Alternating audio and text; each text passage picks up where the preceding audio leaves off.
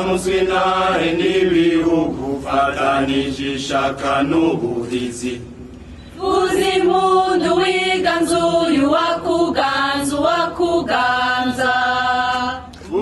Inyuma y'indirimbo zihayagiza igihugu ca Leta Zunze Ubumwe za Amerika n'icu Burundi, mw'ijambo ryiwe Ambassadeur Eunice Redick yaragarutse ku bikorwa ubuserukizi bwa Leta Zunze Ubumwe za Amerika bwaranguye mu Burundi, harimo imigambi yo gufashanya n'igisirikare hamwe n'ibikorwa vya USAID mu gisata c'amagara y'abantu. Uyo muserukizi afatiye ku matora agiye kuba mu mwaka umwe mu gihugu ciwe no mu Burundi, avuga ko muri Leta Zunze Ubumwe za Amerika himirije amatora biba ari bihe hari abadatahurana, akabona ko bidatandukanye no mu Burundi, ati amatora rero yoba meza.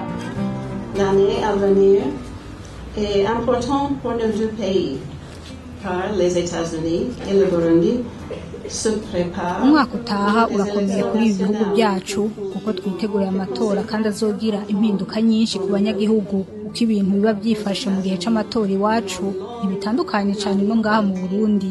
Umwaka uza utubikiye byinshi, amatora meza arimwo bose, amatora atagushihana kurimwo azokwereka abarundi n'amakungu ko Burundi ari igihugu uhakoreye atera imbere agateza imbere n'igihugu muri rusangi. Biraboneka ko mwateye intambwe, ariko haracari urugendo runini. Abarundi na cane cane urwaruka wifuza cane kugira akazoza keza, rukeneye umukandida ashira imbere inyishu n'imigambi birashe.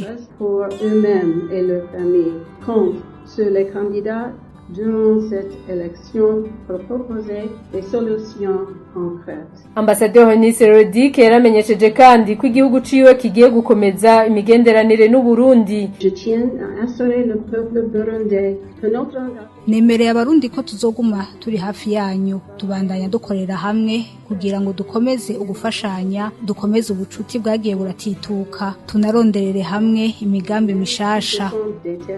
Et de rechercher de nouveaux projets et opportunités. Muri ivyo birori, Bernard Ntahiraje, umwunganizi w'umushikiranganje w'imigenderanire, arahumuriza ati amatora ya 2020 nta gatosa azoba arimwo.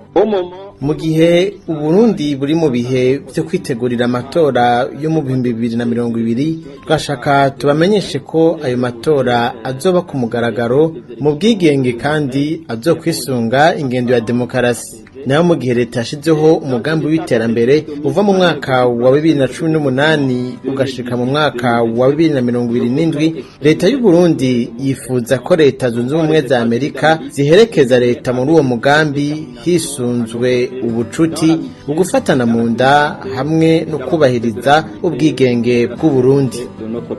Mu kwibuka iyo myaka 243 irangiye Leta Zunze Ubumwe za Amerika zikukiye, userukira ico gihugu mu Burundi yamenyesheje ko mu gihe c'amatora agateka kazina muntu koguma kubahirijwe.